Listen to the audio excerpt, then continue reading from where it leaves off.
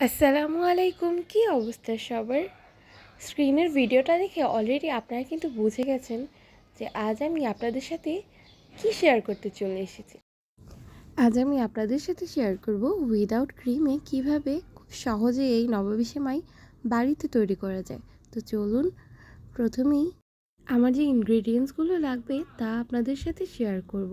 না টেনে ফুল ভিডিওটাই দেখতে থাকুন। প্রথমেই আমার লাগবে কাজু বাদাম, পেস্তা বাদাম, কাঠবাদাম আর কিছু কিশমিশ। এখানে আমি 300 গ্রাম সেমাই নিয়ে নিয়েছি যে কোনো কোম্পানির। তারপর নিয়ে নিয়েছি 1 কাপ পরিমাণ চিনি, নিয়ে নিয়েছি 1 কাপ পরিমাণ পাউডার দুধ অ্যান্ড 1 কাপ পরিমাণ কনডেন্স মিল্ক, 1 কাপ পরিমাণ নারকেল অ্যান্ড 1 কাপ পরিমাণ কাস্টার্ড পাউডার। চুলায় আমি একটা প্যান বসিয়ে দেব। এখানে আমি 2 টেবিল চামচ ঘি দিয়ে দেব। তারপর দিয়ে দেব বাদামগুলো দিয়ে ভালোভাবে ভেজে নেব, সাথে কিশমিশটাও ভেজে নেব। ভেজে নেওয়া হয়ে গেলে তুলে নেব।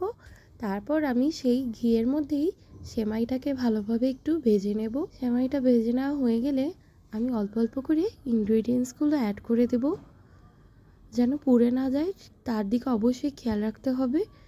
দিয়ে দেব আমি কিছুটা পরিমাণ চিনি, তারপর দিয়ে দেব তেজপাতা আর দারচিনি, দিয়ে দেব নারকেল, দিয়ে দেব সামান্য পরিমাণ গুঁড়ো দুধ, সামান্য পরিমাণ কনডেন্স মিল্ক অ্যান্ড খুব ভালোভাবে এটাকে একটু ফ্রাই করে ঠান্ডা করে নেব।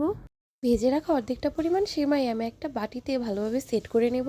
তারপর আমি মূল ইনগ্রেডিয়েন্টসে চলে আসব।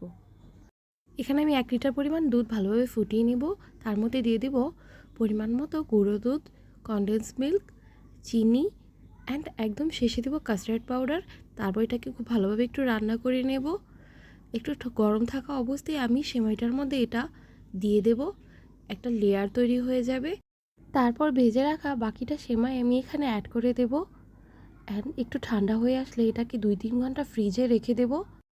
তারপর ঠান্ডা ঠান্ডা এটাকে সার্ভ করব। বাড়িতে একবার হলেও এভাবে নবাবী সেমাই তৈরি করে খেয়ে দেখবেন, আশা করছি ভালো লাগবে।